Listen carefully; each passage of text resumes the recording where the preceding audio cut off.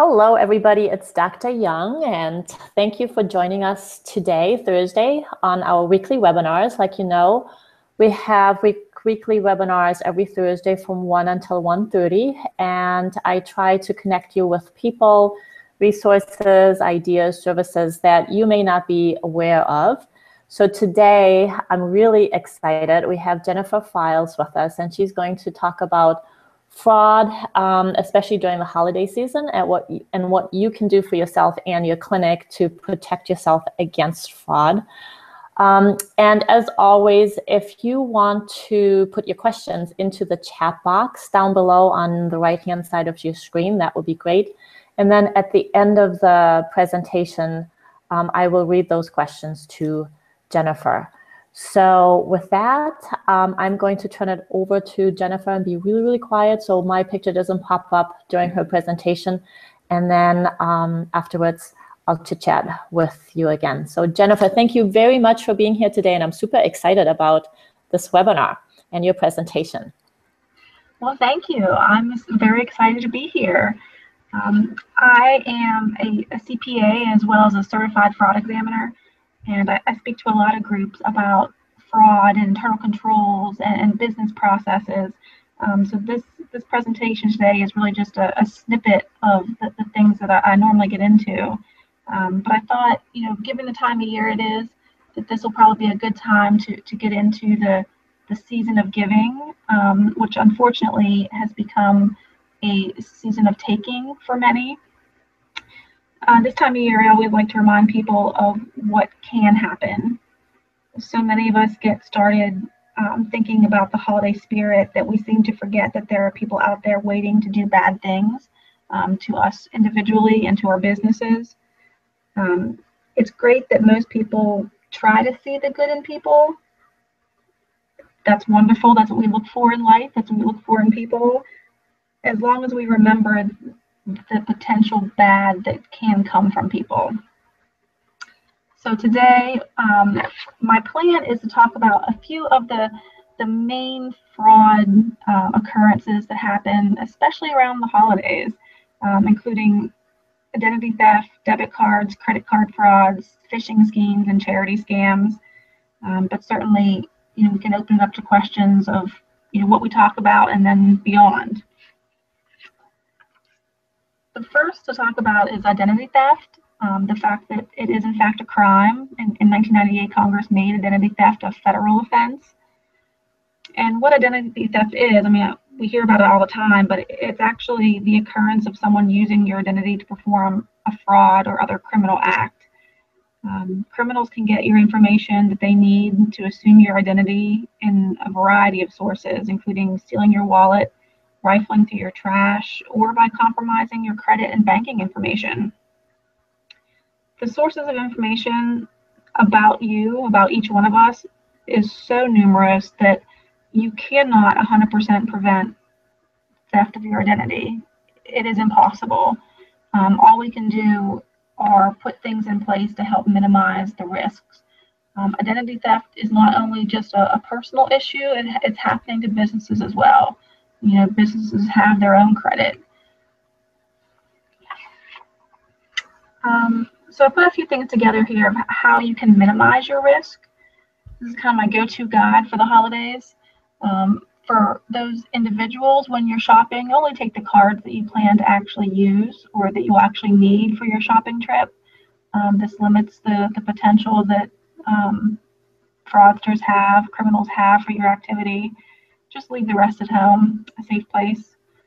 Never write your PIN number on your debit card. I've actually seen a number of people, especially the elderly, that have taken to putting their PIN number on their debit card or putting their PIN number on a Post-it note and sticking that to the debit card.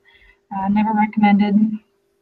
When I started giving these presentations, I always told people to reconcile your bank statement, to reconcile your credit card statements. I think that's a dying art. The more and more I speak to people, I realize that there are very few people who actually still reconcile their bank accounts and their credit card statements each month. So I've moved more to recommending people review their bank and credit card statements in full before paying each month. I'd love to see everyone get back to reconciliations, but even in the financial world, I don't see that a lot in individuals. Never throw away ATM receipts, credit card statements, credit cards, or bank statements in a usable format. Always have a way to shred your documents, shred the credit cards and debit cards. It makes it a lot harder for criminals and fraudsters to gain your information. And always request a copy of your credit score annually. It's free, it's available. Make sure you review it and make any reports or claims as necessary. So what about for your business? There are a couple go-to items I have for businesses as well. The first being to consider having an online shopping cart. A lot of my clients have moved to buying things online, supplies, just everyday items for their business. I do encourage clients to consider having an online card. If this account or card is separate from your bank account and your other credit activity, then it's certainly less disruptive to your business when the information, or if your information, is compromised. If someone gains access to that one card that you use online, then you can change those, but then you can keep functioning as a business by having your bank account information secure and on all the other cards or accounts secured. The other piece that I recommend is having a separate payroll bank account or a zero balancing account for payroll. Payroll checks are often used to create forged checks. If you have a positive pay system or a zero balancing payroll account, then it's a lot harder for checks to clear, and it minimizes a business's loss. When all of your activity is commingled into one account, then that entire account is at risk for fraud, whether it's by employees, former employees, or outsiders who obtain the business information. Always reconcile. I do see reconciliations still hanging in strong in the business environment, which is promising, but also on the business side, also make sure that you shred documents or have a company come in and do the shredding for you on a regular basis. I think it's important to note too, on the payroll side, I am seeing more and more small checks, payroll checks being used for counterfeit checks. I think with the number of the check cashing places that are popping up on every corner, that it's making that access and the ability for payroll fraud to really skyrocket recently. The next thing I wanted to talk about was debit card fraud. This also expands in a lot of ways to purchase cards. If you have purchase card systems in your business, as well as credit cards, a lot of these different schemes can be used both with debit and credit cards. The first I have listed here is card skimming. Card skimming is illegally copying the information from the magnetic strip of a credit or debit card. What you usually see is a skimming device that's actually placed over a legitimate ATM or a point of sale terminal. These devices collect the information and use the card to recreate a new card for them to use at a subsequent point in time. A lot of times you see these cards being used to withdraw money at ATMs. You also see occasionally, goods being purchased at malls and shopping plazas and so forth.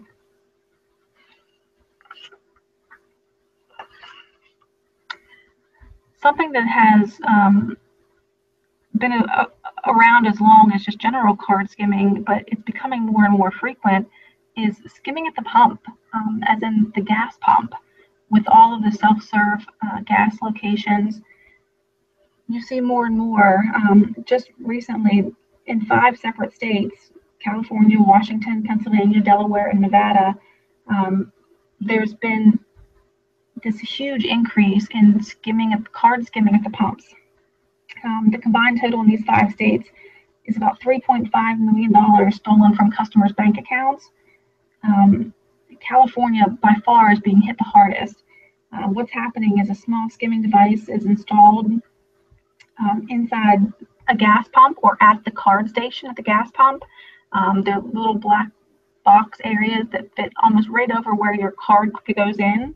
Most of the time, the average individual would not even notice that there's an extra device on the gas pump. In a lot of cases, the employees aren't noticing that there are little additional devices placed on the pumps. These are placed maybe in the evening by someone who's actually purchasing the gas. They're left on the gas pump for a week to a month, and then removed as easily as they've been added to the pumps. But what these devices do is they obtain the information from the card, so that the duplicate cards can be made and used. Again, so always goes back to the importance of reconciling or reviewing the bank statements to make sure that the card activity is accurate. The third item there is card flipping. Card flipping is the act of using a large number of stolen cards to withdraw minor amounts of cash from an ATM over a period of time. What you can look for here is the time of transactions.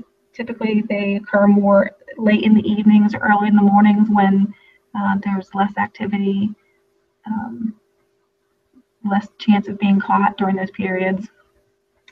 But just watch for unusual transactions on your cards. The fourth item there, what they're considering card chameleons. These are the attempts to blend in. Some fraudsters actually attempt to hide the use of stolen or counterfeit cards by making purchases that do not appear out of the ordinary. If there are purchases at Target frequently on your card, fraudsters can go back to Target and make additional purchases, and you're less likely to notice reoccurring places. So these common shopping plazas are really becoming more and more used more and more by fraudsters. They may not be making massive purchases, but they're still benefiting from the use of your card, and they have the ability to use them a lot longer because you're not noticing. One thing that you'll see, especially this time of year with the holidays coming around, people typically buy more in the holiday seasons. In this card chameleon schemes, you see a lot of toy purchases at the various vendors, like your Toys R Us, Babies R Us, Walmarts, and Targets, and so forth, because people are hitting those locations generally, and they're shopping more. People with children for the holidays. So fraudsters can purchase toys or purchase other items at those vendors and even still sell them for a profit. So what can you do to help protect yourself and to protect your business from these pieces? The answer, a lot of it lies in chip technology. Chip technology has been put out there to alleviate counterfeiting. Banks and retailers have set an October 2015 deadline to put the chip technology in place. That's very important because this is when the liability for counterfeit fraud is shifting to the merchants rather than from the issuers of the card. So away from the banks, away from the credit card companies, and it's shifting more onto the businesses and the retailers. So when fraudulent transactions occur, if you do not have the chip technology in place that could have prevented it, the liability comes back to the retailers and to the vendors who are accepting the card purchases. So if you have not already put the chip technology in place at your locations, I urge you to talk to your bank or your credit card service providers to get that into place.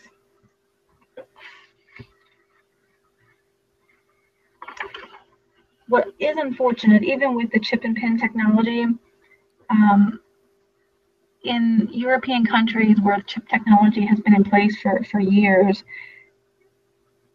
they are seeing a shift where the use of the cards in-person transactions are declining, whereas the online shopping and the use of the credit card numbers are increasing. Those frauds are increasing just because they've limited the ability to make in-person transactions with these chip cards, but it's a lot more of online banking and online transactions.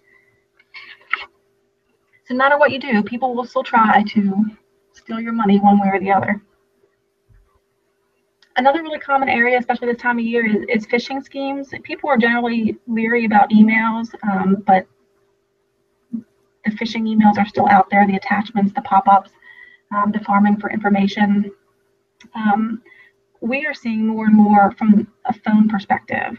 Companies or government agencies that are reaching out, a ton of calls from a so-called IRS agent or personnel, just to let everyone know from an individual and business standpoint that the IRS does not call you.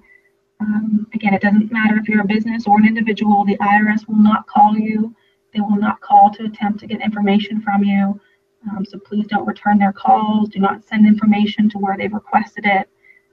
First and foremost, call your CPA or call an attorney to work through with them, but do not speak to someone who calls you from the IRS or most other government agencies for that matter.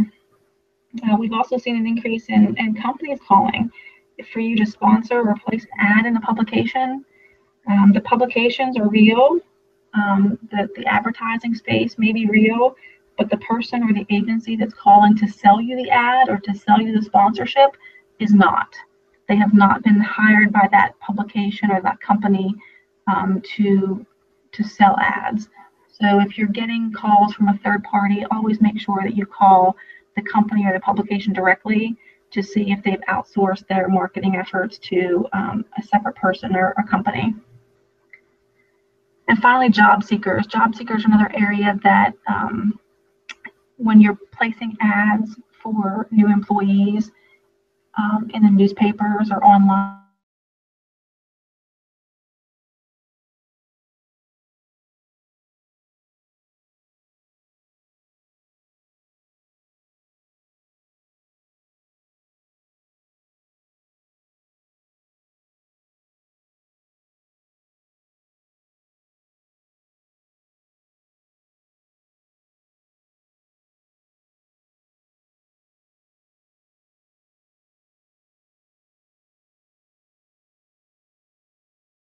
and other organizations trying to pass as your organization. That's very important as well.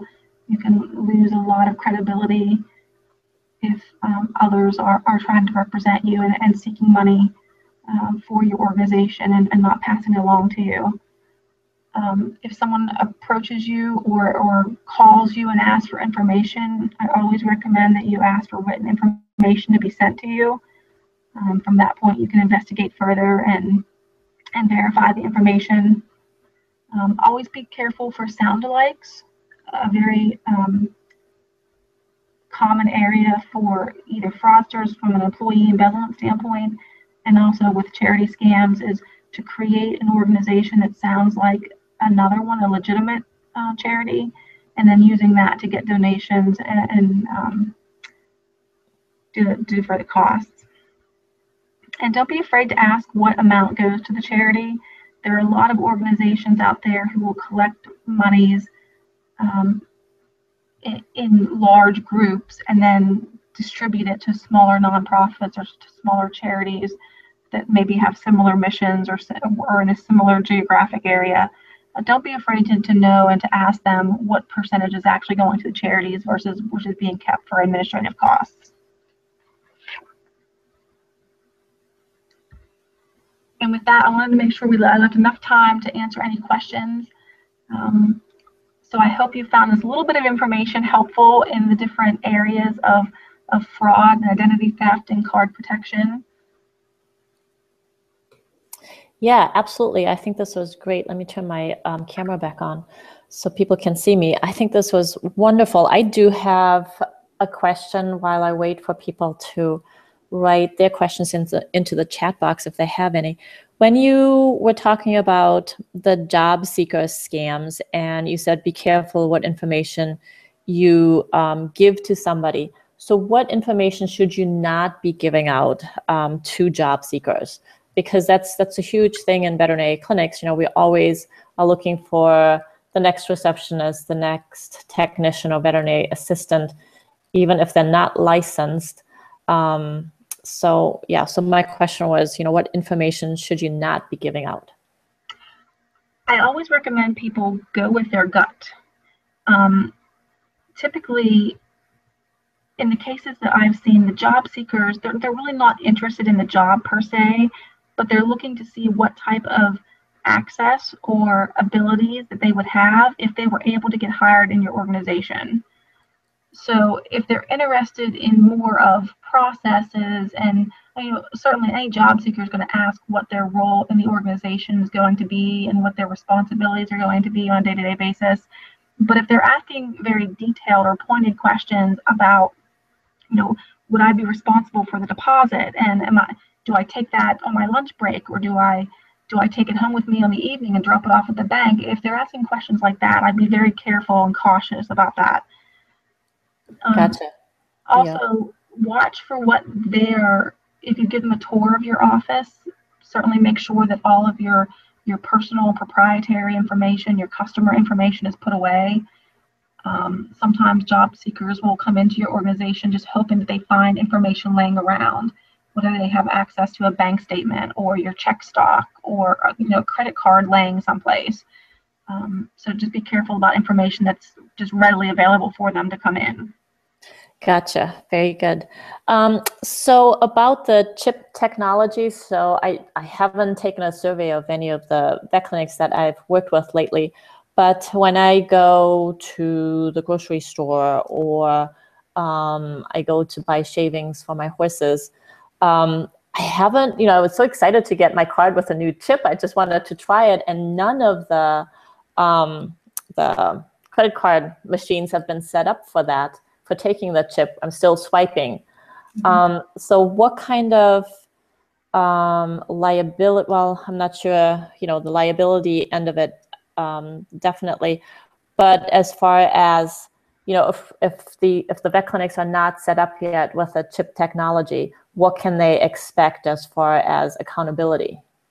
Okay, so what's going to happen, from an individual perspective, nothing really changes for you. Your credit card company or your bank is going to help you get through that if someone were to steal your information. Now, the companies, the businesses, the vet clinics, if they have not put in place the chip technology to be able to accept the cards, what will happen, really beginning now, going forward, is up until this point in time, the credit card companies and the banks have absorb the losses, the fraud losses that have occurred when a fraudster, skims a card information, makes a duplicate card and uses it. The banks and the credit card companies have absorbed those losses. That is changing. That liability will now go back to the retailer or to the clinic, to the grocery store, to the vendors who are accepting the payments. So if a customer comes in, has their service completed, uses a replicated card, has stolen a card or has received a stolen card and uses that in the clinic, there will come a time soon that will now be your loss. That'll be the vet clinic's loss. So if they've charged $500 on the card and it was a fraudulent card, if you have not put the chip technology in place, then that will be the clinic's loss. Gotcha. Excellent. So I just want to go back to how I met you. We have 5 minutes. I don't know if you can talk about this, but I met you at a presentation at a big vet clinic because of the a counterfeit payroll check that was written. Do you remember that? I do, yes. Yeah. So could you just tell everybody a little bit about that? Because that was huge for me. That was a really like, oh my gosh, they could actually just take the check and duplicate it and write, the 5,000 or whatever amount was in there and actually get the money from the bank. So if you could just talk to that for a few minutes, I think that would be really great. Mm-hmm.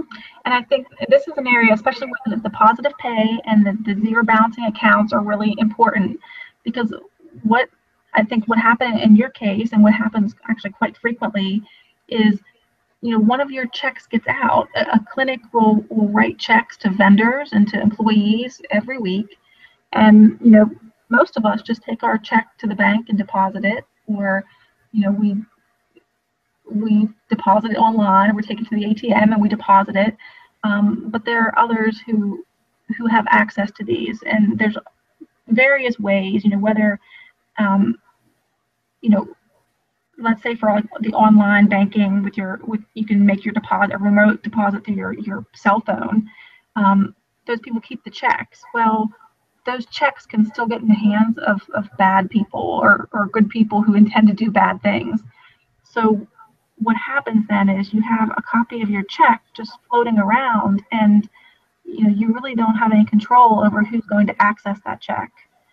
At that point, it's pretty simple to replicate a check. You can buy check stock from Staples or Walmart or any other office supply store, and duplicate the checks, and they really have everything they need off of that check to be able to replicate it.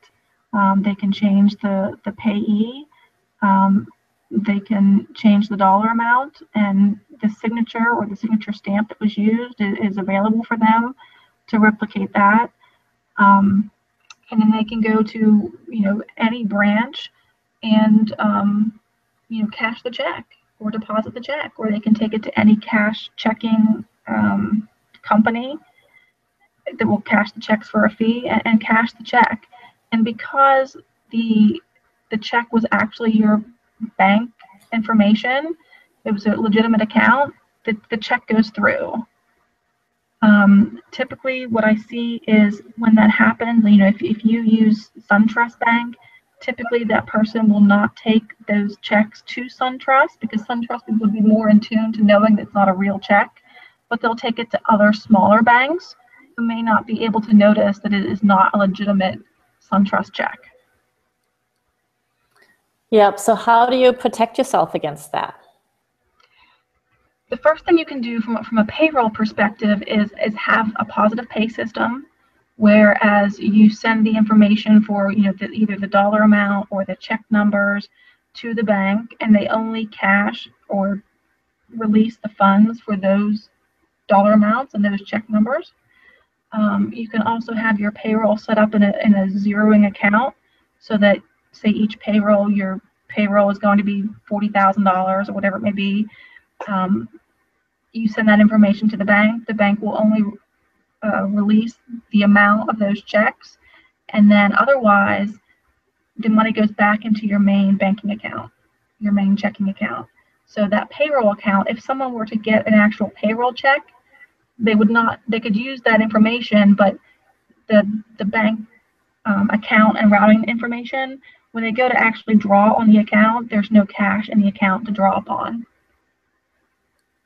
Gotcha. Very good. Well, excellent. It's getting close to 1:30. Thank you very much for all the information. And I don't see any questions. And there are a lot of people who watch these recordings and, as a recording, that are not able to be here live. So are you available for people to shoot you an email or pick up the phone and talk to you in case they have any questions after they watch the recording, or if they have questions just in general? Are you there for our group? I certainly am. I've provided this last slide here that has my name, my email address, my phone number on it. You can reach me at any of those avenues at any point in time. I'm dedicated to preventing fraud and detecting fraud one small case at a time. So if there's anything I can do to help any of the listeners today or any of those who watch on the webinar in the future, I am more than happy to answer questions and to help you through whatever situations you may have. Excellent. Thank you so much, Jennifer. It's been awesome to have you on the webinar. I'm really excited that you did this for us. And yeah, you might get some calls from this. So it's been a lot of fun. Yeah, good. Excellent. Hopefully we'll have you on again next year, or even one more time as it gets closer to the holidays. I don't know, I have to look at the schedule, but thank you so much. Thank you. I would love to do it again. I have so many topics of controls and processes and financial reporting things that I could talk about that I would love to. So thanks. Excellent. So actually that just, I just thought of this. Here in the Virginia area, you're also available to go to vet clinics and say do a lunch and learn or a presentation of some sort, correct? Absolutely. Yep, I would love to. Okay, excellent. Thank you so much, Jennifer. Thank you. Bye-bye.